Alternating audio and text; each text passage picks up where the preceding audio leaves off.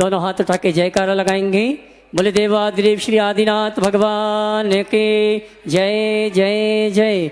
देवादिदेव श्री पार्श्वनाथ भगवान की जय जय जय। देवादिदेव श्री महावीर भगवान की जय जय जय। संत शिरोमणि गुरुवर आचार्य श्री विद्यासागर जी महाराज की जय जय जय। आचार्य श्री समय सागर जी महाराज की जय जय जय। गुणायतन प्रणेता भावना एक प्रवर्तक जन संघ के संत प्रखर वक्ता परम पूज मनीष श्री 160 प्रमाण सागर जी महाराज की, मुनिवर श्री संधान सागर जी महाराज के, संस्कारधानी महाकौशल जबलपुर के श्री आदिनाथ दिगंबर जैन मंदिर डीएनजन कॉलेज परिसर से सायंकालीन टीवी चैनल का बहुचर्चित विश्वविख्यात शंका समाधान के कार्यक्रम में हम और आप अपनी शंकाओं का समाधान प्राप्त करें। उसके पूर्व Paras channel, Janvani channel, Adinath channel और प्रमाणिक ऐप के माध्यम से जिस कार्यक्रम को घर में बैठ के देख सुन रहे हैं उन सभी का और यहाँ पर उपस्थित समस्त श्रावक श्राविकाओं का सकल दिगंबर जैन समाज हार्दिक अभिनंदन स्वागत करता है। आइए चलते हैं प्रतिदिन की भांति परम पूज मुनिवर के श्री चरण वंदन करते आशीर्वाद प्राप्त करेंगे और निवेदन करेंगे शंका समाधान के कार्यक्रम के लिए। मैं आमंत्रित करूंगा राकेश जी, सुनीता जी, आयुष जी, वे आए। हमारे संघस्थ ब्रह्मचारी सारंश भैया के माता पिता जी जो यहाँ पर उपस्थित हैं, मैं सम्मान से आमंत्रित करूंगा, वे आए श्री प्रचार के गुरुवर का आशीर्वाद प्राप्त करें और मंच पे स्थान ग्रहण करके। आइए चलते हैं, नमन करते हुए आशीर्वाद प्राप्त करेंगे, निवेदन करेंगे शंका समाधान के कार्यक्रम के लिए। बोलेंगे हे मुनिवर नमोस्तु नमोस्तु नमोस्तु। और आइए आप सभी की ओर से मुनिवर संधान सागर जी महाराज से निवेदन है आगे के कार्यक्रम के लिए दोनों हाथ उठा के जयकारा लगाएंगे। बोले परम पूज मुनिवर प्रमाण सागर जी महाराज के। चलते हैं गुरु चरणों में। संस्कार धानी की इस फिर पावन धरा पर आज का यह शंका समाधान का सत्र अपन प्रारंभ करें और कल जिनका प्रश्न अंत में रह गया था वही गुरु आदेश से आज अपन प्रथम प्रश्न के रूप में लेंगे, जिनकी मधुर धुन बैंड के साथ आप लोगों ने सुनी भी। ऐसी प्रगति महिला मंडल शिवनगर वे अपना प्रश्न गुरु चरणों में कर रहे हैं और उसके बाद में आज जिनका भाग्य है वे हैं साक्षी जैन जबलपुर, तैयार रहेंगे।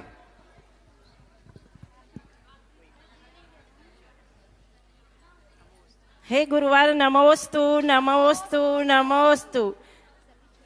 सभी छुल्लक जी को इच्छामी इच्छामी इच्छामी।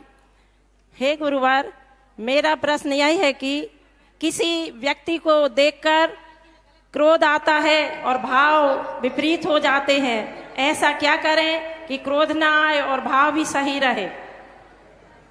बोध रखो तो क्रोध नहीं आएगा, भाव भी स्थिर रहेगा। महाराज जी समझाते हैं मन को नमोकार मंत्र भी पढ़ते हैं। जागरूकता रखो, नियमित भावना योग करो, क्रोध शांत होगा। ठीक है। साक्षी जैन साक्षी जैन जबलपुर वे अपना प्रश्न करेंगी और तैयार रहेंगी शांति नगर महिला मंडल। द्वय मुनि राजू के चरणों में बारंबार नमोस्तु नमोस्तु नमोस्तु। महाराज श्री मेरा प्रश्न यह है कि अभिमान और स्वाभिमान में क्या अंतर है और एक व्यक्ति के अंदर कितना स्वाभिमान होना चाहिए जो कि अभिमान की श्रेणी में ना आए? अभिमान और स्वाभिमान के अंतर को आपने पूछा। देखिए,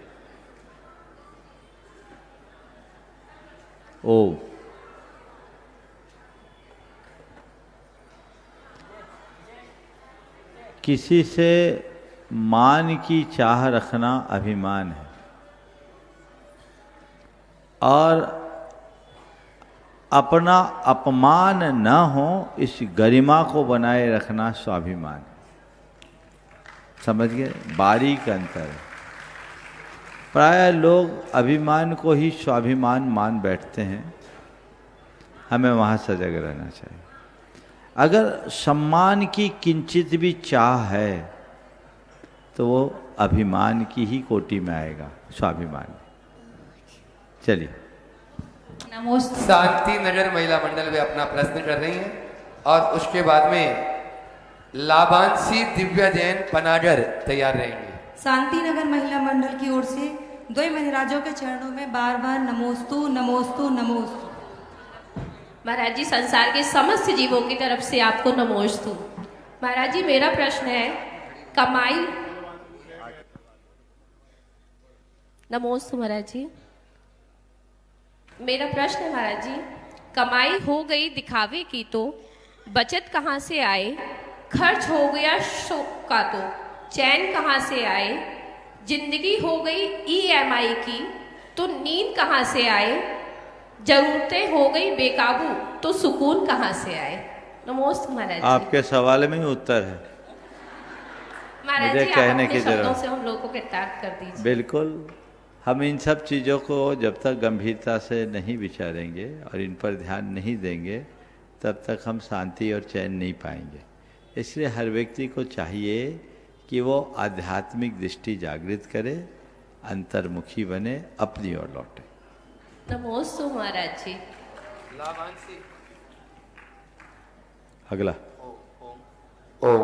लाभांशी दिव्या जैन पनागर वे अपना प्रश्न कर रही हैं और उसके बाद में महिला मंडल शिवनगर तैयार रहे।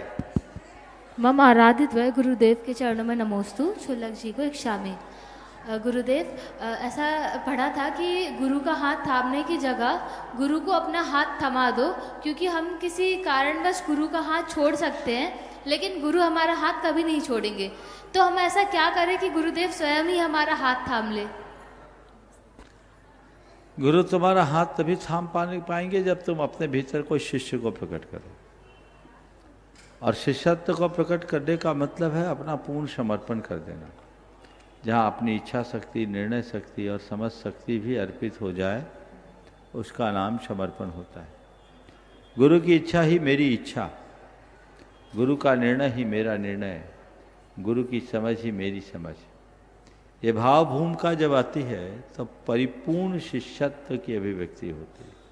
और ये शिष्यत्व का भाव जिसके अंदर होता है, गुरु की छांव उस पर हमेशा बनी रहती है। नमोस्तु गुरुदेव। हाँ, महिला मंडल शिवनगर अपना प्रश्न करें और उसके बाद में अनुपमा जैन नमोस्तु तैयार रहेंगी गुरुदेव। जबलपुर। एक प्रश्न तीसरी बार आपके श्री चरणों में आ रहा है, कल भी अधूरा रह गया था गुरुदेव। मेरे आराध्य गुरुदेव के श्री चरणों में बारंबार नमोस्तु नमोस्तु नमोस्तु। छुल्लक जी के चरणों में एक छामी। हे गुरुदेव, सिंगल यूज प्लास्टिक एक बहुत बड़ी विकराल समस्या का रूप लेती जा रही है। जगत का प्रत्येक सदस्य इसके चक्रव्यूह में फंसता ही जा रहा है, जिससे जमीन और जीवन दोनों की ही सांसें कम हो रही हैं। ऑफिस हो, स्कूल हो, सभी जगह प्लास्टिक के बर्तनों में खाना और पानी सब ले जाया जा रहा है। राशन, दूध, खाद्य सामग्री के लिए भी प्लास्टिक का उपयोग धड़ल्ले से हो रहा है।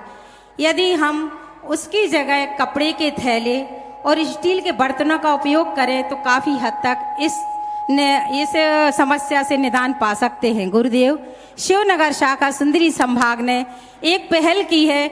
ये पुराने कपड़े जो चादर खोल वगैरह के घर में रखे रहते हैं, उनसे हमने ये 1000 की संख्या में ये थैले तैयार किए हुए हैं, जिससे हम सब्जी मंडियों में इनका वितरण करेंगे और जागरूक करेंगे कि आप प्लास्टिक को छोड़ के कपड़े के थैले अपनाएं। अब गुरुदेव, हमारी शंका है, मेरा प्रश्न है गुरुदेव, कभी कभी हम किसी उस व्यक्ति की उपस्थिति में वैसा व्यवहार नहीं कर पाते जैसा हम सोचते हैं या हमारा कर्तव्य या धर्म है, तो क्या हमारी ये कमजोरी है या हमारे उनके द्वारा हमारी बार बार उपेक्षा की गई है तो हम वैसा व्यवहार उनके सामने नहीं कर पाते? आप मार्गदर्शन करें गुरुदेव। नमोस्तु। देखिए, सबसे पहले सिंगल यूज प्लास्टिक की बात आपने की। निश्चित ये प्लास्टिक हमारे सामने एक बड़ा विकराल रूप ले रहा है। पर्यावरण का घोर संकट उससे, जल, जमीन और जीवन सब उससे प्रभावित है। प्रतिदिन लाखों टन प्लास्टिक का कचरा समुद्र में जा रहा है। समुद्री जीवों की उससे असामयिक हत्या हो रही। इससे पूरा समुद्र का इकोसिस्टम प्रभावित हो रहा है, सब कुछ प्रदूषित हो रहा है। इस पर लोग बहुत गंभीरता से विचार कर रहे हैं और हम सबको भी इस पर ध्यान देना चाहिए। जिस प्लास्टिक का रिसाइकलिंग नहीं होता, हमें उनके प्रयोग से बचना चाहिए। देश के कई स्थानों को प्लास्टिक मुक्त रखने की घोषणा भी की गई। सरकार ने भी एक नीति तय की कि इससे कम माइक्रोन प्लास्टिक का यूज ना हो, लेकिन फिर भी अभी उतनी जागरूकता नहीं है। हमें अपने स्तर से जागरूक होना चाहिए और सिंगल यूज प्लास्टिक के उपयोग से परहेज करना चाहिए। कैरी बैग के लिए आपने बहुत अच्छा प्रयोग किया, घर के पुराने कपड़ों को थैलों के रूप में तैयार करने का। ये किया जा सकता है। इससे कुछ वर्ष पहले कोटा की महिलाओं ने ये पहल की थी और उन्हें उसमें बहुत सफलता पाई और वो क्षेत्र प्लास्टिक मुक्त हो गया। उनने घर की साड़ियाँ और बेडशीट वगैरह को लिया था। आपने चालू किया, अगर संस्कारधारी की सारी महिलाएं इस कार्य में लग जाए और ये केवल जैनों तक नहीं, सबको जोड़ लिया जाए, तो एक बहुत बड़ा क्रांतिकारी परिवर्तन हो सकता है और इससे पूरे देश में एक अच्छा संदेश जा सकता है। मैं आप सबसे भी कहूँगा कि आपको जब कभी भी कोई सामान लेना हो तो प्लास्टिक की थैली से परहेज कीजिए। घरों से आप अपना परंपरागत जो तरीका है उसको चुनिए, अपनी थैलियाँ अपने साथ ले जाइए। अगर किसी दुकानदार से आप चाहे सब्जी लेते हैं चाहे किराना लेते हैं, वो आपको प्लास्टिक के बैग में कुछ देता भी है तो आप मना कर दीजिए। पेपर बैग यूज कर लीजिए या कपड़ों का बैग आराम से उपयोग किया जा सकता है, ताकि हम इस धरती को संकट से बचा सके। ये हमारी जिम्मेदारी है। खाद्य पदार्थों को तो प्लास्टिक में बिल्कुल ही प्रयोग करना ही नहीं चाहिए। उसका प्रयोग करने से वो चीज़ें विकृत होती है, वो हमारे स्वास्थ्य के लिए भयानक हानिकारक है। इसका सबको ध्यान रखना चाहिए।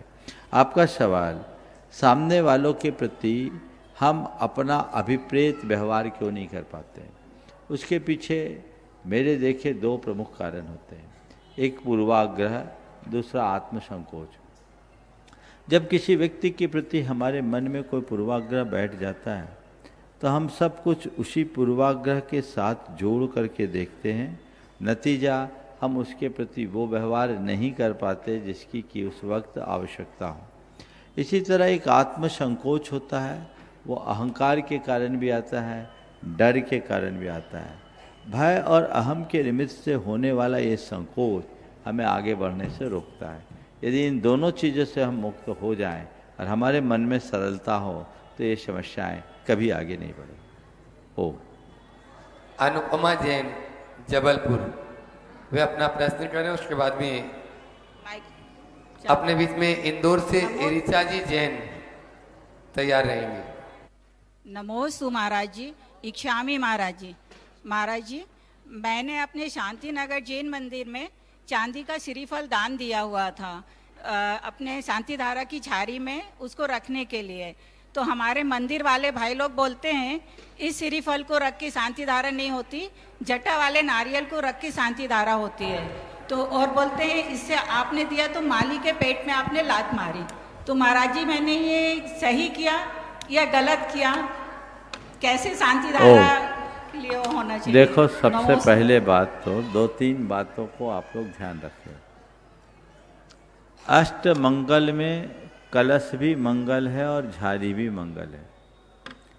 सबसे पहले तो श्रीफल कलश में रखा जाता है, झाड़ी में नहीं।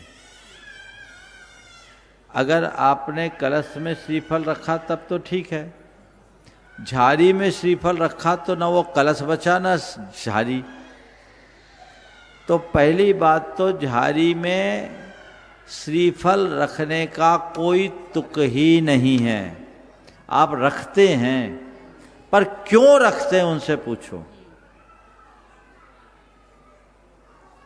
दूसरी बात, आप जटा वाला श्रीफल रखते हो, भले वो कलश में रखो कुछ में रखो, थोड़ा उस जटे के अंदर दृष्टि डाल के देखना। खासकर बरसात के दिनों। फिर तुम्हारा जी हो तो कलश में श्रीफल रख लेना, आपको दिख जाएगा उसी रंग के अनेक कीड़े उसमें देखने को मिलेंगे। देखा है आप लोगों ने? अब आपको तय करना है कि हमको रखना है कि नहीं रखना। तीसरी बात, मालिक के पेट में लात मारना। मैं आप सबसे कहता हूं, जितने भी मंदिर के व्यवस्थापक लोग हैं जो द्रव्य के मूल्य पर मालिक को रखते हैं, वे सब तीव्र अंतराय कर्म का बंध कर रहे हैं। मालिक को द्रव्य के मूल्य पर रखना ही नहीं चाहिए, मालिक को पगार देनी चाहिए। अगर आपने द्रव्य के मूल्य पर रखा तो आपने निर्माल्य का मूल्य आंक लिया। तो महाराज द्रव्य का क्या करें? द्रव्य पर पशु पक्षियों का अधिकार है, मालिक का नहीं। मैंने अनेक बार बोला। और जो मंदिर में द्रव्य सामग्री चढ़ती है, कहाँ जाके बिकती है? घूम फिर के चाट पकौड़ों के ठेले में पहुंचती है, तुम्हारे ही पेट में आ जाता है। अथवा बहुत सारे लोग उनके साथ अभक्ष्य का भक्षण करते हैं। अहिंसा के देवता के चरणों में चढ़ाए गए द्रव्य का उपभोग मांस मच्छी जैसे अभक्ष्य पदार्थों के साथ हो तो इससे बुरी बात और क्या होगी। मैं पिछले अनेक वर्षों से मेरा ध्यान जब केंद्रित किया गया, जब उदयपुर में था, दिल्ली के कुछ लोगों ने कहा कि महाराज जी मंदिर के द्रव्य के साथ लोग बिरयानी खाते हैं। तब मैं सिहर उठा और मैंने जब ये बात कही तो कई मंदिरों में ये व्यवस्थाएं बनी। देश में बहुत सारे लोगों ने, उदयपुर में था, उदयपुर से ही शुरुआत हुई, वो पूरी द्रव्य सामग्री छत पे डालते, तोते हजारों की तादाद में आते, चुट करके चले जाते, बादाम भी फोड़ फोड़ के खाते, लौंग का अर्क निकाल करके वहाँ के औषधालय में दे देते हैं, जो परमार्थिक औषधालय है। सारी चीज़ें, ये सामग्री गौशालाओं में भी भेजी जा सकती है। इस पर मंदिर कमेटियों को विचार करना चाहिए। आप लोग एक जो बंधाई व्यवस्था से बंधे हैं और मालिक को ही देने में अपने कर्तव्यों की इतिश्री मानते हैं, लेकिन इस प्रश्न पर विचार कीजिए कि वो सामग्री जाती कहाँ है। जीव दया का कार्य सबसे अच्छा कार्य, शास्त्र भी ऐसा ही बोलते हैं, इसलिए इन पर विचार करना चाहिए। नमोस्तु महाराज जी, नमोस्तु महाराज। रीचा जी जैन अपनी बिटिया के साथ में इंदौर से, और उसके बाद में ओम महिला मंडल गजरट कॉलोनी गंगानगर जबलपुर तैयार रहे। द्वय मुनि राजों के चरणों में बारंबार नमोस्तु, सुलक महाराज जी के चरणों में इच्छामि। महाराज जी, मेरा प्रश्न यह है कि छठे काल के अंत में जो कुलकर होते हैं वे हर प्रजाति के 72 जोड़ों को विद्यार्थ पर्वत की गुफा में छुपा के रखते हैं, तो वे उन जोड़ों को रिलीज कब करते हैं? जब सुकाल होता है तब अपने आप वो रिलीज हो जाते हैं, उनको रिलीज करने की जरूरत नहीं। छठे काल में महाराज जी? नहीं, जब वापस पंचम काल आएगा उसके आखिरी समय सुबह शाम। ओम महिला मंडल गजरट कॉलोनी गंगानगर जबलपुर, वे अपना प्रश्न कर रहे हैं और फिर अपने बीच में आज आजाद जी मोदी इंदौर यहाँ पर उपस्थित है सपरिवार, वे अपना प्रश्न गुरु चरणों में करेंगे। द्वय महाराज जी के चरणों में बारंबार नमोस्तु नमोस्तु नमोस्तु, छुल्लक जी के चरणों में बारंबार इच्छा। महाराज जी, हम सभी ओम महिला मंडल गंगानगर श्री 1008 मुनि सुव्रत नाथ जिनालय मंदिर जी से आई हुई हैं। महिलाएं जी, हम इस मंदिर का निर्माण शुरू हुआ था 2017 में और 2019 में योग सागर महाराज जी के सानिध्य में प्रथम पंच कल्याणक हुए थे। इनके मूल नायक आना अभी बाकी थे महाराज जी, जो अब आ गए हैं और उनका पंच कल्याणक बाकी है। महाराज जी, सभी पुरुष वर्ग अपना तन मन धन सभी कुछ लगा देते हैं महाराज जी, और फिर हम महिलाएं ऐसा क्या करें कि हम समस्त महिलाओं को भी मंदिर निर्माण में पुण्य लाभ प्राप्त हो? कृपया समाधान करें महाराज जी। कुछ मत करो, 1 साल साड़ियाँ न खरीदने का संकल्प ले लो, मंदिर बन जाए। आशीर्वाद। आजाद जी मोदी इंदौर, जिनके द्वारा हमेशा भावना योग के लिए प्रोत्साहन और भावना योग के ड्रेंडर्स, स्टिकर्स पंपलेट्स आदि उपलब्ध कराए जाते हैं निःशुल्क। जोरदार तालियों से उनका स्वागत करें। आज के साहित्य में भी उन्होंने 50% की छूट अपनी तरफ से भी दी। इस प्रकार से धैर्य जैन साथ में है, वे अपना प्रश्न कर रहे हैं और उसके बाद में तैयार रहेंगे उषा दानी जी जबलपुर। नमोस्तु गुरुदेव। गुरुदेव, दुखी जन को देखकर तो लगभग सभी दुखी हो जाते हैं, पर सुखी जन को देखकर बहुत बिरले लोग ही सुखी हो पाते हैं। तो हम दुखी को देखकर दुखी एवं सुखी को देखकर सुखी कैसे हो, मार्ग प्रशस्त है। दुखी को देखकर दुखी और सुखी को देख कर के सुखी कैसे हों? देखो, ये तब संभव है जब हम दूसरों को देखना बंद करेंगे, अपने आप को देखना शुरू करेंगे। हम लोग अपने को कम, औरों को ज़्यादा देखते हैं। नतीजतन ये दुविधाएं खड़ी हो जाती हैं। तो हम अपनों को देखें, अपने में देखें, अपने भीतर झांक करके चले तो रास्ता ठीक होगा। हाँ, आज अपने बीच में राकेश जी, हाँ, उषा जी दानी यहाँ पर उपस्थित हैं और आज वे गुणायतन से संस्थापक सदस्य के रूप में जुड़ रहे हैं। पूरा दानी रूपचंद जी जैन, समल रानी जी जैन, प्रशांत, स्वाति, प्रदीप, वंदना, प्रज्ञप्ति, पाठुड़ी, निशी, नीर, उषा, मनोज, लहरी, मुदित, मुस्कान, महिमा, पूरा दानी परिवार एक बार जोरदार ताली करें और वे अपना प्रश्न गुरु चरणों में कर रहे हैं। आ जाए। हेलो, मैं दानी परिवार को आमंत्रित करूंगा और उनके सम्मान की आवाज़ दूंगा। दीना भैया जी, अरविंद जी और राजशेठ चंद्र कुमार जी जो कि गुणायतन परिवार के ट्रस्टी हैं, वे आएंगे हमारे सम्मानी दानी परिवार के दादाजी का सम्मान करें, जिनकी बहुत उत्कृष्ट भावना थी और आज स्वयं आके निवेदन किया। दानी रूपचंद जी, कमल रानी, प्रभास, स्वाति, प्रदीप, वंदना, प्राप्ति, पंखड़ी, निशी, नीर, उषा, मनोज, लहरी, मुदित, मुस्कान, महिमा, जिन्होंने आज गुणायतन ट्रस्टी के रूप में जुड़ने का अवसर प्राप्त किया है। मैं चाहूँगा इनके सम्मान में जोरदार ताली बजनी चाहिए। और इनके सम्मान के लिए दीना जी, अरविंद जी और चंद कुमार जी रायशेठ पहुँचे हैं।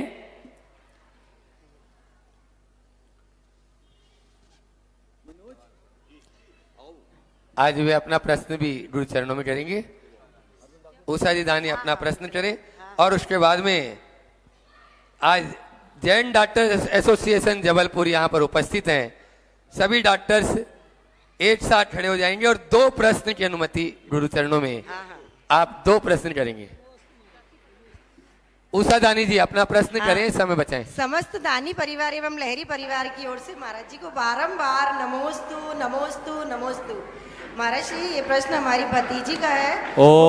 हाँ, भावना योग में मैंने उसके ट्विंस बच्चे बताए डॉक्टर ने, तो एक ही थैली में थे और डॉक्टर ने बोल दिया था कि अपंग भी हो सकते हैं और जुड़े हुए भी हो सकते हैं, तो आपको अगर कुछ जैसा करना हो तो कर लो। पर उसने आपका भावना योग शुरू किया और दिन में 3 बार 4 बार कभी कभी 5 बार भी किया और बेड रेस्ट बताया था तो बेड रेस्ट भी नहीं किया उसने। यानी पूरे टाइम बस स्वस्थ है बच्चे, सुंदर है, जैसा आप कहते थे वो करती थी। और बाद में जो बच्चे हुए, दोनों जुड़वे हुए, दोनों बेटे हुए और इतने बढ़िया कि सब देख के रह गए। बहुत सुंदर। और एक और क्वेश्चन है, जो आपने वशतिका का बताया था कि शिखर जी में संलेखना की जिनकी इच्छा है, तो वो यानी थोड़ा सा विस्तार कीजिए उसका कि कैसा है उसका, क्योंकि हम इच्छुक है संलेखना लेने के लिए। देखिए, भावना योग तो आज आप सब लोगों ने बृहत स्तर पर किया ही, और निश्चित आज का भावना योग का कार्यक्रम ऐतिहासिक कार्यक्रम हुआ। अभी तक इंदौर का भावना योग सबसे बृहद भावना योग था, आज जबलपुर ने उस इतिहास को बदल दिया। पूरा का पूरा स्टेडियम भावना योग से क्या भरा, लगा कि मानो पूरा जबलपुर उमड़ करके इस स्टेडियम प्रांगण में आ गया। निश्चित रूप से ये आप सबके भावना योग के प्रति झुकाव और ये भावना योग की लोकप्रियता का प्रमाण है।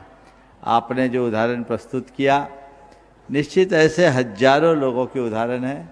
अनेक लोग इस तरह की व्यवस्थाओं से जुड़े हुए हैं, हमें उनको लाभान्वित करते रहना चाहिए। भावना योग का अधिकाधिक प्रचार प्रसार होना चाहिए और मैं चाहूँगा आज के इस भावना योग का जिन्होंने सफल संयोजन किया, ऐसे जीतो ग्रुप जबलपुर, उसमें उसकी यूथ विंग और राष्ट्रीय दिगंबर जैन युवा महासंघ, इनकी संयुक्त प्रयास से सकल जैन समाज आपके जबलपुर, जिसमें जबलपुर की पंचायत और जैन नवयुवक सभा भी प्रमुख रूप से भागीदार थे, एक बार उनका भी जोरदार अभिनंदन कर दें।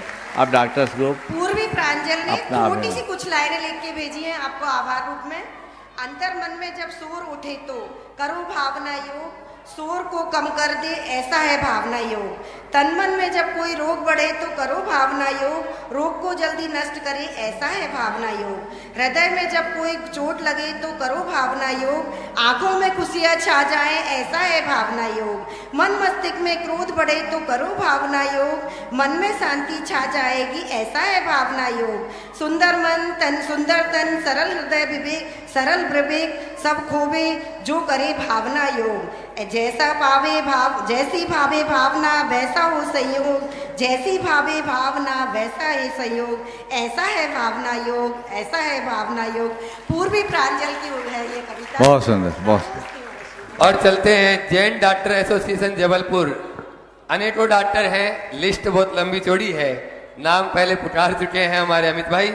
वे डॉक्टर सत्येंद्र जी, अशोक जी, पीयूष जी, चंद्रेश, प्रशांत, महेंद्र जी, राजीव जी, संजय जी, सविता जी, शरद जी, आदिश जी जैन आदि डॉक्टर। एक बार इन सभी डॉक्टरों के लिए जोरदार ताली बजा दे। डॉक्टर मयूर जी, डॉक्टर सौरभ जी जो अभी गुरु सेवा में भी अहर्निश लगे हैं यहाँ पे, वे भी अपना प्रश्न 2 प्रश्न गुरु चरणों में जाएंगे और उसके बाद में जीतो यूथ विंग तैयार रहेगी।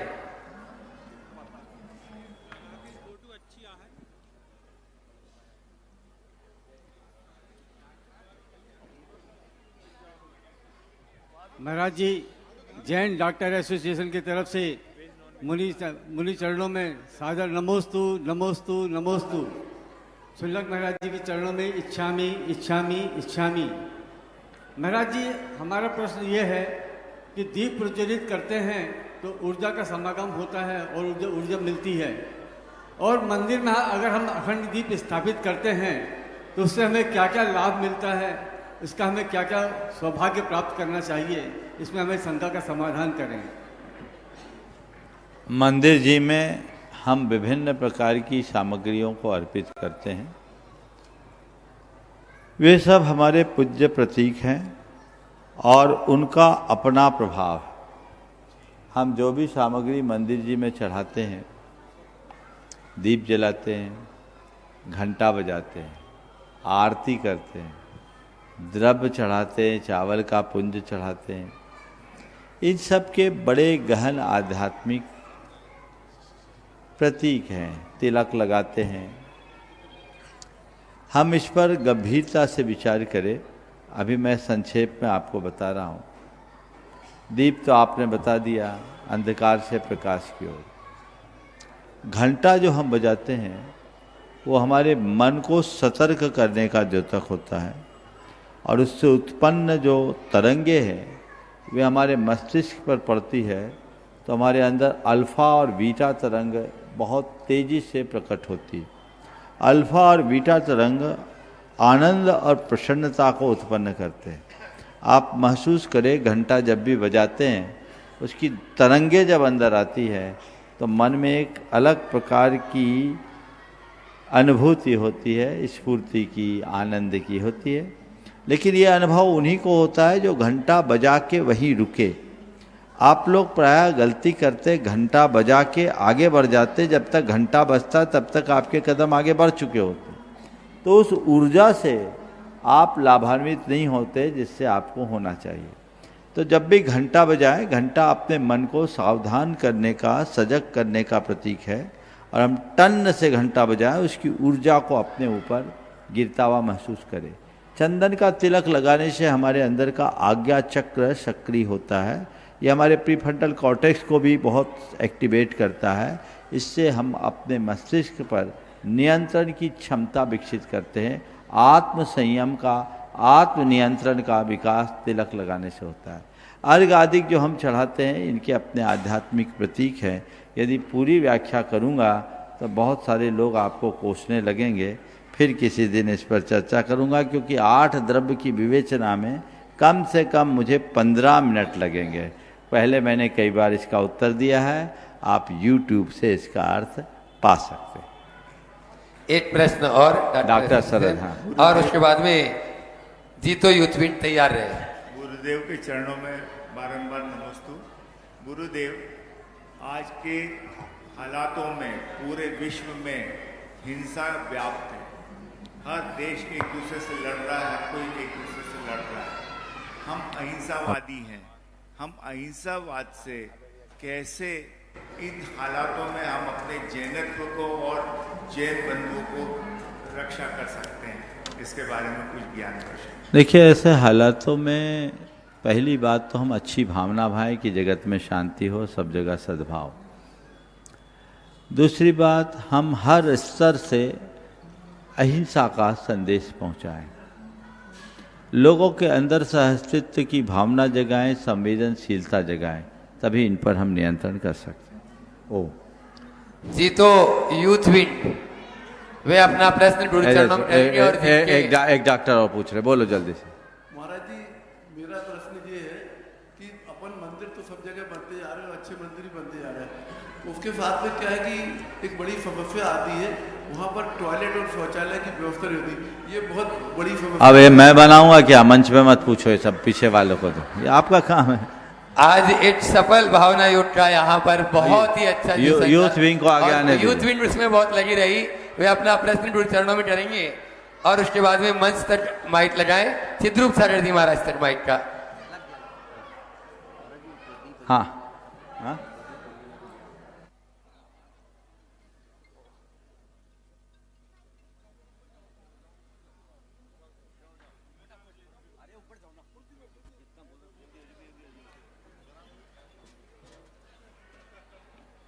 दूसरा करेंगे महाराज जी, आप करो ना। हाँ, तब तक महाराज जी पहले, हाँ इधर सुल्लक महाराज जी वे अपने प्रश्न द्वारा आप सबको लाभान्वित कर रहे हैं। हाँ। तब तक वो तैयार भी हो जाएंगे। और जब तक ये प्रश्न हो रहा है तब तक यूथ विंग का आप सम्मान कर दीजिए। बोलिए महाराज जी। पूज्य मुनिद्वय के चरणों में बारंबार नमस्तु।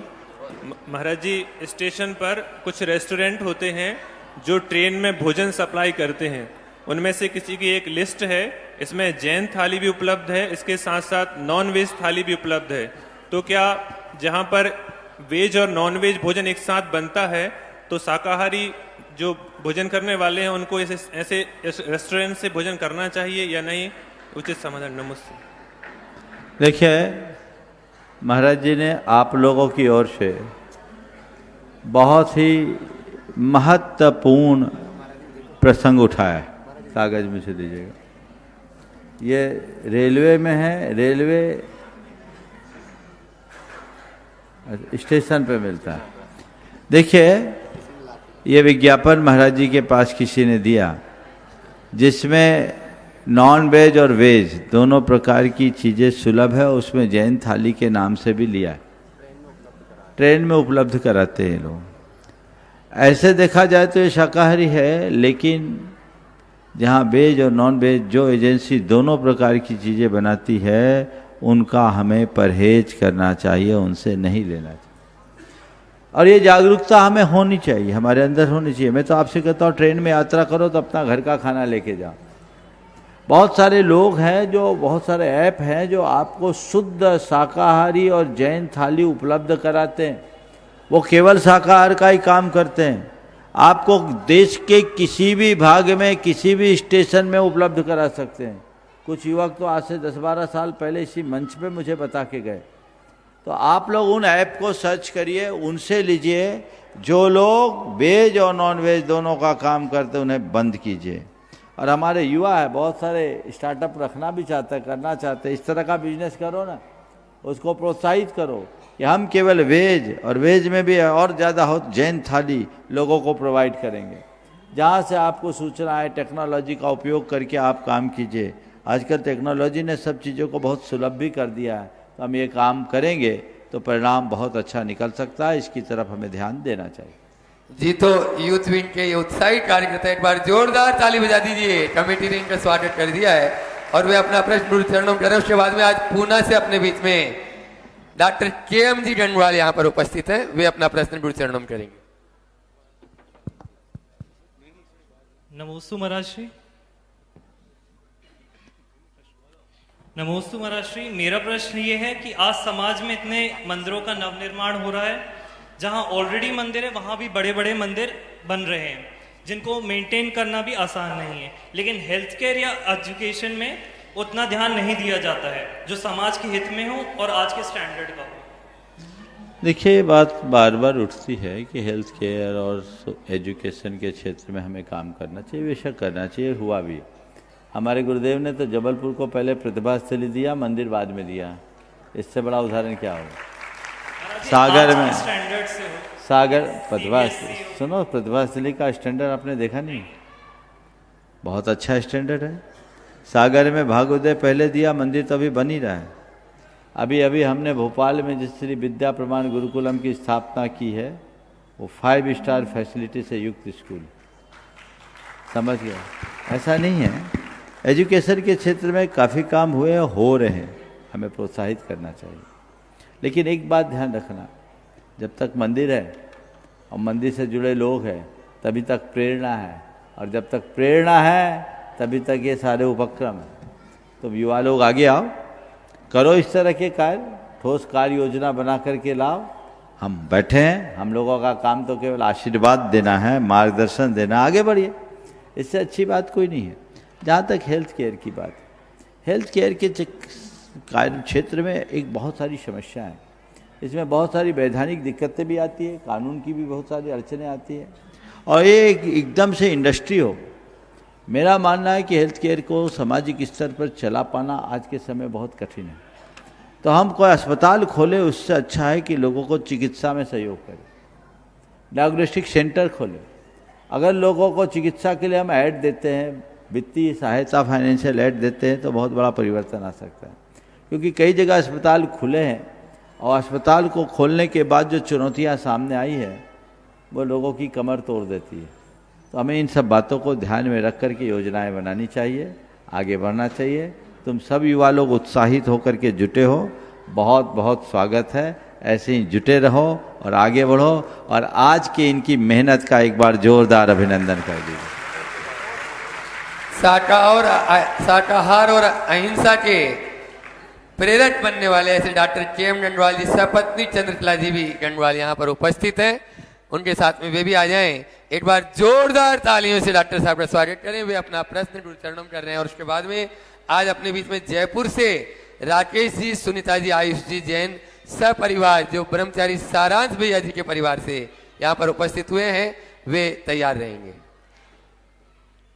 आत्मा के डॉक्टर गुरुवर, शरीर के डॉक्टर, मैं आपके चरणों में त्रिवार नमोस्तु करता हूँ, त्रिवार नमोस्तु करता हूँ। गुरुवर, अभी अभी आपने पर्यावरण की बात कही, और आपको विदित करते हुए मुझे बहुत खुशी होती है कि पर्यावरण का काम हम विद्या प्रमाण रेस्क्यू ऑपरेशन के जरिए, अभियान के जरिए पिछले 12 साल से कर रहे हैं।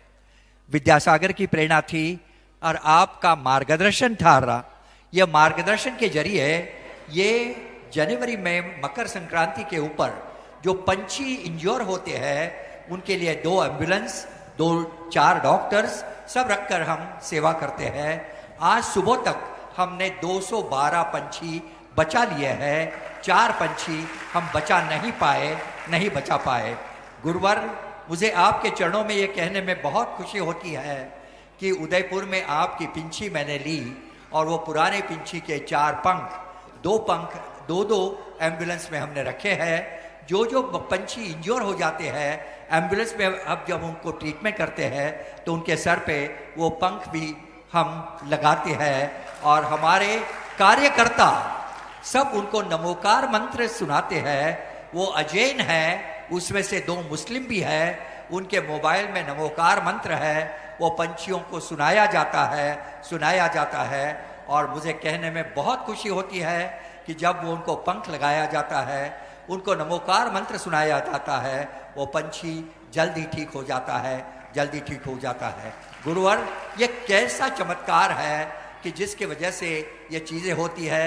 ये बात पूना के, महाराष्ट्र के कई न्यूज़पेपर में भी आई है कि पंछी के ट्रीटमेंट करते वक्त कोई वेटरनरी डॉक्टर मोर का पंख भी यूज़ करता है, मोर का पंख यूज़ करता है।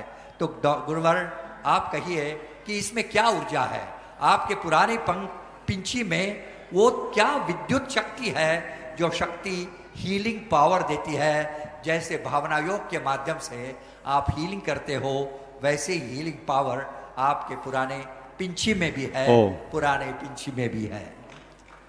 पहले तो मैं चाहूँगा एक बार डॉक्टर साहब जोरदार अभिनंदन करें। आप इन्हें देख रहे, कल इनका जन्मदिन है, 82वां 82 ईयर पूरे करेंगे और कितने जवान हैं।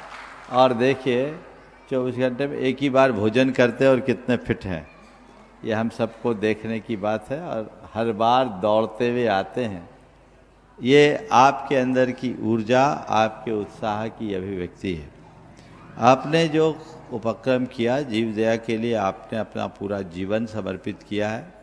पक्षियों के बचाव के लिए जो आपने बीड़ा उठाया है, बहुत सराहनीय है। मैं आपके साथ आपकी पूरी टीम को बहुत बहुत आशीर्वाद देता हूँ। नमस्ते गुरुवर, नमस्ते। जहाँ तक सवाल है इस पिच्छी की ऊर्जा का, मुझे नहीं मालूम कि पिच्छी में क्या ऊर्जा है, पर श्रद्धा की ऊर्जा को मैं पहचानता हूँ। जिसके हृदय में श्रद्धा है वो कुछ भी करे, उससे अनंत ऊर्जा प्रस्फुटित होती है। आपने वहाँ जो पिच्छी के पंख रखे, ये पंख किसने रखवाया? मैंने तो कभी नहीं बोला, मुझे तो जानकारी आज मिल रही। ये आपकी श्रद्धा ने किया। श्रद्धा, आपके मन में ऐसा विश्वास, ऐसी श्रद्धा कि महाराज के हाथ की पिच्छी है, ये उनकी हीलिंग करेगी।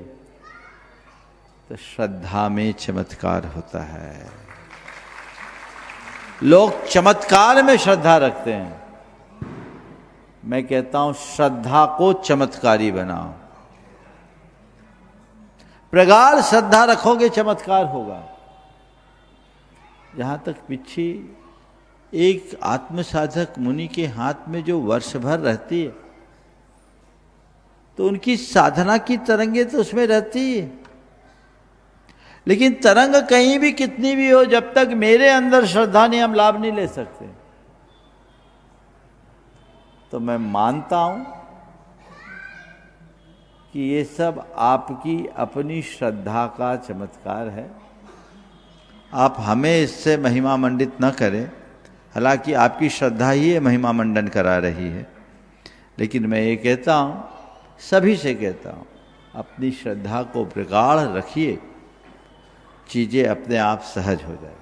बहुत बहुत संघ में साधनारत बाल ब्रह्मचारी सारांश भैया जी जो मोक्ष मार्ग में अपने कदम आगे बढ़ा रहे हैं, आज उनके यहाँ पर माता पिता राकेश जी, सुनीता जी यहाँ पर उपस्थित हुए हैं। भैया आयुष जी, आपने प्रथम दर्शन के लिए सुपुत्र को मिलाया। एक बार जोरदार ताली पूरे परिवार के लिए। और मैं चाहूंगा यहाँ की कमेटी के पदाधिकारी वहीं पर जाकर उनका सम्मान अभिनंदन करेंगे। हाँ, एक बार आप लोग तालियों में कंजूसन करते हुए जोरदार ताली बजाएं जिनका पुत्र मोक्ष मार्ग में आगे बढ़कर अपने आप को शिव पद की राह पर लगा दिया। और उसके बाद में बाल ब्रह्मचारी अभय भैया जी और अमित जी पड़रिया तैयार रहेंगे कुछ सूचना के लिए। गुरुवर के चरणों में बारंबार नमोस्तु नमोस्तु नमोस्तु। सबसे पहले मैं अपना एक्सपीरियंस शेयर करना चाहती हूँ भावना योग का। तो मुझे बेबी कंसीव करने में थोड़ी दिक्कत हो रही थी। डॉक्टर ने हाई रिस्क प्रेगनेंसी बताई थी, तो मुझे गुरुवर ने सुझाव दिया भावना योग का, और मैंने नियमित रूप से 2 बार दिन में भावना योग किया। जो भावना योग सफल हुआ, और गुरुवर के आशीर्वाद से और भावना योग की सफलता से मुझे एक अच्छे संतान की प्राप्ति हुई। और इसी के साथ मेरा एक सवाल भी है गुरुवर कि आज की इस चकाचौंध भरी दुनिया में हम अपने संतान को कैसे अच्छा संस्कार दें, कृपया मार्गदर्शन दीजिए। देखो, जो भावना योग आपने प्रेगनेंसी के दौर में किया, पहला काम तो ये करो कि ये भावना योग अपने बच्चे की लोरी बना दो। 5 मिनट सुबह उठ कर के करने वाला भावना योग और रात्रि में सोने से पूर्व का 5 मिनट का भावना योग बच्चे को नियमित सुना। आपको अनुभव होगा जब वो पेट में था तो रिस्पॉन्स करता था कि नहीं? करता था। मूवमेंट होता है, बच्चे माँ भावना योग करती है, बच्चे अंदर से रिस्पॉन्ड करते हैं और उसका असर जन्म के बाद भी दिखता है। तो इन बच्चों को आप नियमित भावना योग कराएं।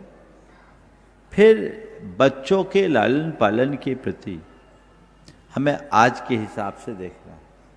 हम बच्चों में अच्छा संस्कार तभी दे पाएंगे जब हम बच्चों के सामने अच्छे आदर्श उपस्थित कर पाएंगे।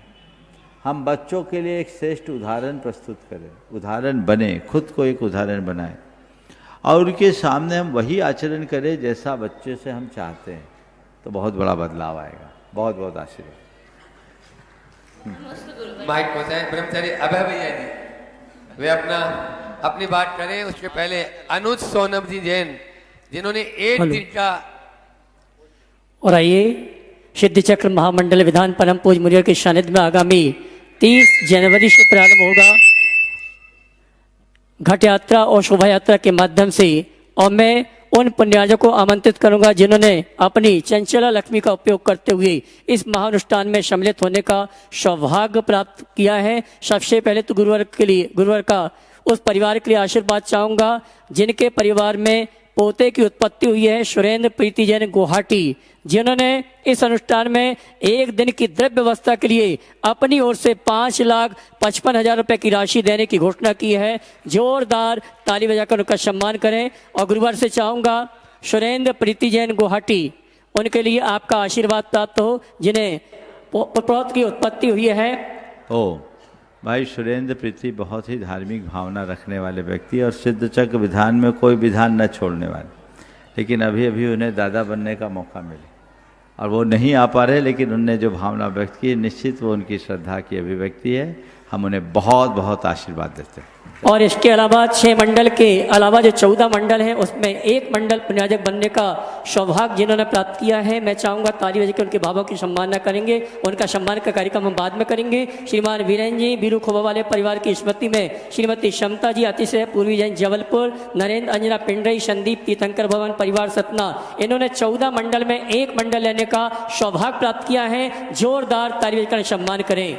इसी क्रम में मैं आमंत्रित करूंगा उस परिवार को पारस चैनल के डायरेक्टर और गुणायतन के ट्रस्टी शेपरा निवासी श्रीमान अनिल जी, सीमा जी शक्रावाला परिवार, गुणायतन ट्रस्टी अंशुल, हिमानी, अक्षय, नोया, याना, कियारा, शेपरा, अनुशरम, कियान, जबलपुर, जिन्होंने 1 दिन की द्रव्य सामग्री के लिए अपनी ओर से 5,55,000 की राशि देने की घोषणा की है। मैं सम्मान सहित मंच में आमंत्रित करूंगा। परम पूज्य मुनिवर के श्री चरण में नमन करते आशीर्वाद प्राप्त करेंगे और कमेटी के पदाधिकारी सम्मान का कार्यक्रम संपन्न करेंगे। इसी क्रम में हाँ जी, अनिल जी मंच पर आ जावे, उनकी बिटिया सोनम जी आ जावे।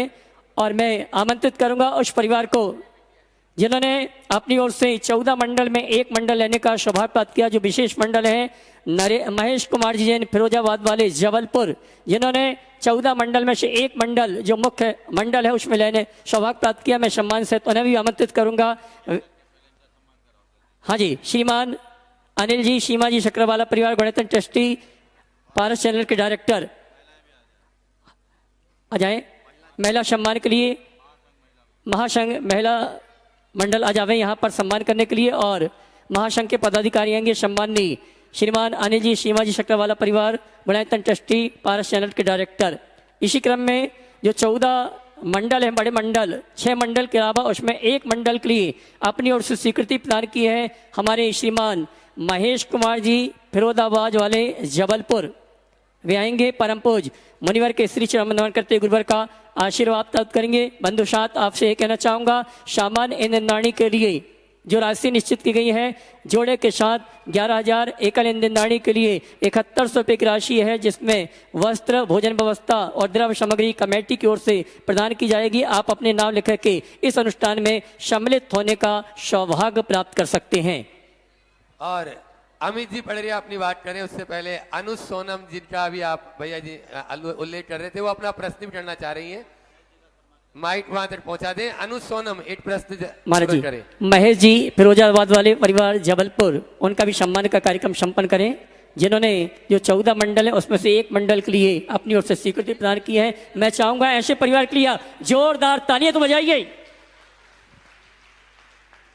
गुरुदेव के चरणों में कोटि कोटि नमन। गुरुदेव, आज आपने बताया था भावना योग में कि कैसे अपनी भावनाओं से अपने भावों को शुद्ध रख के अपने निरोगी शरीर को भी स्वस्थ किया जा सकता है। तो मैं आपसे यह पूछना चाहती हूँ माँ गुरुवर कि आज की इस दिखावट से भरी हुई दुनिया में कैसे अपने भावों को शुद्ध रख के, कैसे अपने भावों को निर्मल रख के गुरु भक्ति करते हुए मोक्ष मार्ग की तरफ आगे बढ़े। बहुत अच्छा सवाल है। अगर हम अपने भावों को शुद्ध करने में समर्थ हो गए तो हमारी बहुत सारी समस्याएं समाप्त हो सकती, और भावना योग इसका सबसे कारगर उपाय। नियमित भावना योग करने वाले का भावनात्मक अनुशासन होता है। भावना योग के जो 4 चरण हैं, प्रार्थना, प्रतिक्रमण, प्रत्याख्यान और सामायिक, इन चारों चरणों से क्रमिक रूप से ये सब चीज़ें घटित होती है और उससे जीवन में बदलाव आता है। बहुत बहुत नमोस्तु गुरुवर। और अब चर्चा 1 मिनट में आपके बीच कल की। कल प्रातः जब 26 जनवरी होगी, मुनिवर श्री प्रमाण सागर जी महाराज श्री जी का इसी मंच से राष्ट्र के नाम संबोधन होगा। और ये राष्ट्र के नाम जब संबोधन होगा तो इसका विषय होगा भारत, आस्था, संस्कृति और कर्तव्य का संगम। कल जब ध्वज फहराया जाए, तिरंगा ध्वज, तो 7:45 बजे आप सबकी उपस्थिति इस परिसर के पास होनी चाहिए कि कल का कार्यक्रम इतना महत्वपूर्ण हो कि उसे पूरा राष्ट्र देखे। 8:30 8:30 पर आप सारे लोगों को उपस्थिति दर्ज करानी है। परसों की तिथि होगी जब पूरा देश आचार्य भगवंत गुरुदेव श्री विद्यासागर जी महामुनिराज को अपनी श्रद्धांजलि समर्पित कर रहा होगा। तब इस संस्कार धानी जबलपुर में मुनिवर श्री प्रमाण सागर जी महाराज श्री के सानिध्य में हम अपने गुरुदेव आचार्य भगवंत विद्यासागर जी महामुनिराज को नमन करेंगे, प्रणाम करेंगे और मुनिवर के मुखारबिंद से पूज्य गुरुदेव के प्रति विनयाञ्जलि हम सारे लोग सुनेंगे। तो परसों प्रातः 8:30 बजे आप सारे लोगों को उपस्थित हो जाना है। अब एक दृश्य जो हर आंखों में दिखाई दे रहा है, जिस दृश्य को इस जबलपुर के लोगों ने साक्षात आज तक नहीं देखा।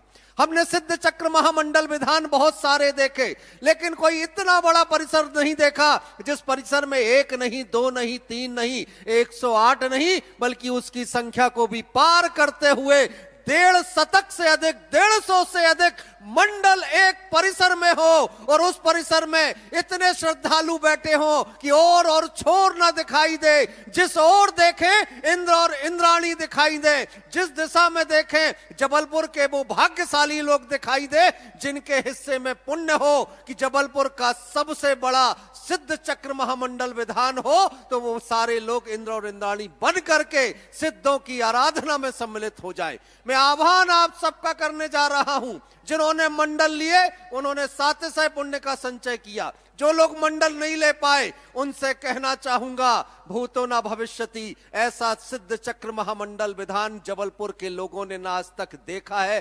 पुण्य रहा तो शायद देख पाए, क्योंकि हम तो ये कहते हैं कि आज मुनि श्री आए हैं, कल भी आएंगे, तो कल भी ऐसा कार्यक्रम होगा। लेकिन इस 2026 में जबलपुर का एक भी व्यक्ति ऐसा शेष न रह जाए कि इतना बड़ा सिद्ध चक्र महामंडल विधान हो और वो इंद्र और इंद्राणी बनकर के उस सभा में उपस्थित ना हो। मैं कहूंगा कि जब 30 तारीख से 7 तारीख तक ये विधान हो तो मात्र श्रद्धालु और श्रोता बनकर के उस परिसर में प्रवेश मत करना। अरे सिद्धों की आराधना करने का मौका मिला है तो इंद्र और इंद्राणी बनकर के प्रवेश करना और 700 पुण्य कमा लेना। कोई बहुत बड़ी राशि नहीं लगने वाली, भाव बड़े होने चाहिए कि इतनी बड़ी आराधना हो तो मेरा भी पुण्य जाग जाए, मैं भी इंद्र इंद्राणी बन जाऊं। जिन्हें इंद्र और इंद्राणी बनना है मात्र 11,000 की राशि, जिन्हें एकल इंद्र या एकल इंद्राणी बनना है मात्र 7100 की राशि। मैं आप सब से कहूंगा कि 2026 बहुत बड़ा संदेशा लेकर के आई है, जो आज तक जबलपुर की धरती पर नहीं हुआ। वो विधान, इतना बड़ा विधान, सिद्ध चक्र महामंडल विधान मुनिवर श्री प्रमाण सागर जी की सन्निधि में होने जा रहा है। तो अब जबलपुर तैयार हो जाए उस सिद्ध चक्र महामंडल विधान के लिए। और गुरु चरणों में हम सबका नमन है। गुरुदेव, जबलपुर के सारे लोग तैयार हो चुके हैं और पूरा भारतवर्ष आपके चरणों में श्रद्धाओं न थे। आज जो भावना योग स्टेडियम के परिसर में हुआ है, उसे देख करके लोग कह रहे थे कि पंडित रवि शंकर शुक्ल स्टेडियम में इतनी बड़ी संख्या में दिगंबर संत की कोई सभा अगर देखी है जबलपुर वालों ने, तो मुनिवर श्री प्रमाण सागर जी की सभा देखी है। भावना योग एक नया इतिहास रच करके चला गया आज, क्योंकि आज जो सभा हुई भावना योग की, जितनी जैन समाज के लोग थे उससे कहीं बढ़ करके जैनेतर समाज के लोगों ने भावना योग में सहभागिता दर्ज कराई। और महाराज श्री जी, सबसे बड़ी बात यह रही कि लोग जिनेंद्र भगवान के दर्शन के लिए जिनालय गए और सीधा भावना योग में पहुंच गए। जिन्हें पूजन करनी थी आज उन्होंने पूजन भी भावना योग के बाद की, लेकिन भावना योग में पूरा शहर उमड़ पड़ा। अब गुरु चरणों में नमन करूंगा कि पूरा भारतवर्ष गुरु चरणों से जुड़ा हुआ है। धुलियान का एक ऐसा परिवार, प्रदीप जी, श्रीमती अंजना जी का परिवार, जिस परिवार ने जीवन भर गुरु चरणों की सेवा की, जो सिर्फ मुनिवर श्री प्रमाण सागर जी के चरणों के अनुरागी रहे, गुणायतन न्यास से भी जुड़े और जुड़ने के बाद उन्होंने अतिशय पुण्य का संचय किया। लेकिन आज उस परिवार के लिए पीड़ाओं का दौर है, आज उस परिवार के बीच बचोह के क्षण हैं। श्रीमती अंजना जी ने इस धरती लोक से विदा लेकर के मोक्ष धाम की यात्रा की ओर महाप्रयाण किया है, वो यात्रा उनकी चलती रहेगी। लेकिन संसारी होने के कारण परिवार के लोग दुखी हैं, व्यथित हैं, और आज वो सारा परिवार करबद्ध होकर के आपके चरणों में प्रणाम निवेदित कर रहा है कि दुख की इन घड़ियों में आपका आशीर्वाद उनका संबल बने। ये निवेदन आपके चरणों में। नमोस्तु महाराज जी। ओ बंधुओं, अभी बहुत सारी बातें अमित भाई ने की। कल के गणतंत्र दिवस की 27 तारीख को परम पूज्य गुरुदेव के प्रति अपनी विनयांजलि प्रकट करने की मैं समझता हूँ। आज भी गुरुदेव सबके हृदय में बसे हैं, इसलिए उस दिन के लिए मुझे कुछ कहने की आवश्यकता नहीं है। पूरा जबलपुर बढ़ चढ़ करके भागीदार बनेगा और प्रातः 8:30 बजे से पूर्ण उमंग और उत्साह के साथ गुरुदेव के समाधि दिवस को हम सब मनाएंगे। सिद्ध चक्र विधान में आप लोगों का उत्साह अभूतपूर्व दिख रहा है। कोई परिवार वंचित न रहे। मैं चाहता हूँ पूरा पंडाल केवल आराधकों से भरे। आप दर्शक बनकर न आए, इंद्राणी के रूप में बैठ करके पूजा अर्चा करें, जो आपके जीवन की एक अपूर्व उपलब्धि बन सके। जो लोग वंचित हैं वे भी लाभान्वित हों। अब जो मूल बात कही गई अंत में, प्रदीप गंगवाल धुलियान, उनकी धर्मपत्नी श्रीमती अंजना गंगवाल, बड़ी धर्मात्मा महिला, धर्म के क्षेत्र में सदैव तत्परता दिखाने वाली और पूरे परिवार को अच्छी प्रेरणा देकर के चलने वाली, उनका शरीर छूट गया। आना जाना तो लगा हुआ है, निश्चित कोई व्यक्ति बीच से जाता है तो अच्छा नहीं लगता, लेकिन चीज़ें अच्छी हो या बुरी स्वीकार तो हमें करना ही पड़ता है। मैं ऐसी घड़ी में पूरे परिवार को ये संदेश देना चाहता हूँ कि इस घड़ी को सहज भाव से स्वीकार करें, इसे शोक का निमित्त न बनाकर वैराग्य का निमित्त बनाएं। जिसकी जितनी आयु होती है वह उतना ही जी पाता है। आने जाने का क्रम ये अनवरत चलता रहता है। कब किसकी कौन सी सांस आखिरी सांस बन जाए, कौन सी घड़ी जीवन की आखिरी घड़ी बन जाए, कहा नहीं जा सकता। इसलिए इससे पहले कि हमारा जीवन सिमटे, हम अपने जीवन के लक्ष्य को प्राप्त करने का प्रयत्न करें। पूरा परिवार धैर्य रखे, संयम रखे और इस घटना को कर्म का तीव्र उदय मानकर सहज भाव से स्वीकार करें। मेरा यही आशीर्वाद है। ओम शांति।